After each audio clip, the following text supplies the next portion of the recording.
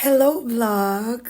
Ayan, kakauwi ko lang ng Pilipinas. So, nakita ng aking bebe kung ano ang aking pasalubong sa kanya. Kaya, pinaluto niya na sa akin. Yan yung pasalubong ko sa kanya. Favorite niya kasi yan.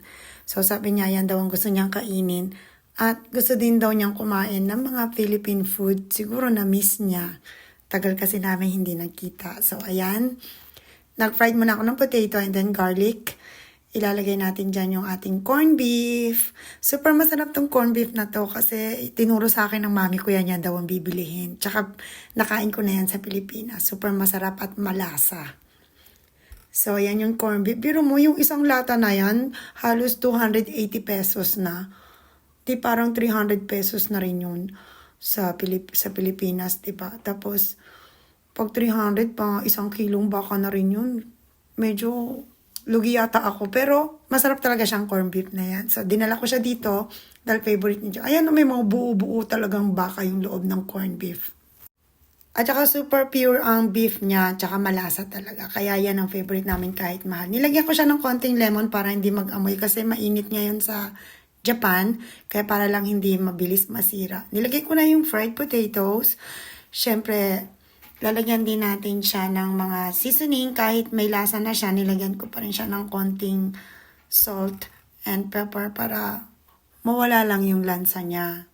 Actually, masarap siya sa pandesal, sa tasty or sa kanin. Pwede ko rin niyang gawing pizza. Kung may matitira, gagawin ko yung pizza. Yan ang favorite ko, ang plating. So, ayan, isi-serve na natin kay Bebe. Ang favorite niyang corned beef ng Pilipinas. Favorite din kasi niya yung potatoes.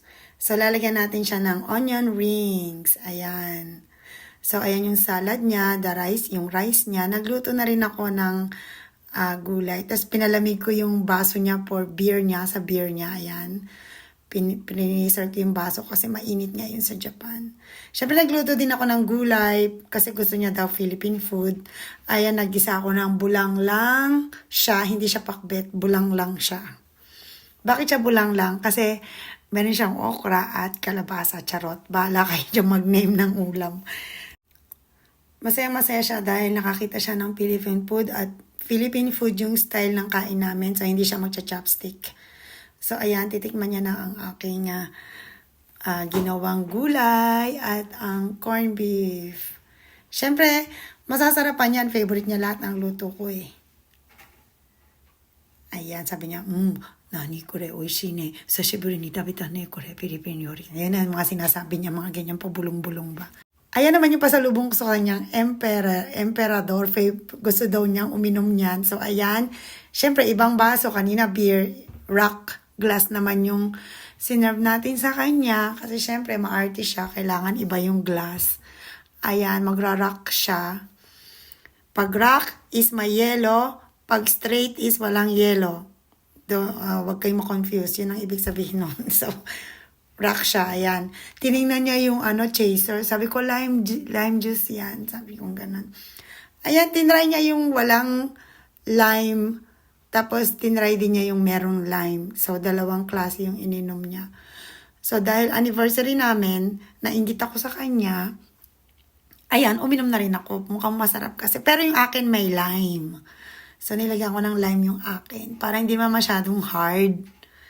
So, ayan, nag-inuman kami kasi 20th anniversary na namin. Grabe, Diyos ko, napakatagal. Hindi ko maubos maisip. Naka-20 ako sa kanya at naka-20 siya sa akin. So, ayan, magkakampay kami dyan. Kampay, happy 20 years. Tapos, binuksan din niya yung mga pasalubong kong mga snacks. Katulad yan, mga pusit. Yan yung mga pasalubong na gusto niya, yung mga pang pulutan. So, ayan, nag-enjoy siya sa pasalubong ko at sa akin siguro nag-enjoy siya ng bonggang-bongga. Tapos, yung pasalubong ng kuya ko sa kanya na nori na galing Korea, bigay yata ng babae niya. So, ayan, pinakain ko sa kanya yung bigay ng kuya ko. Lagyan daw ng kanin para masarap. So, ayan. Thank you very much, guys. And happy 20th anniversary sa amin dalawa. Ganyan lang ang celebration namin. Hindi na kami gagarbo-garbo or arte-arte pa. Dahil sawa na kami sa celebration. Goodbye and babush!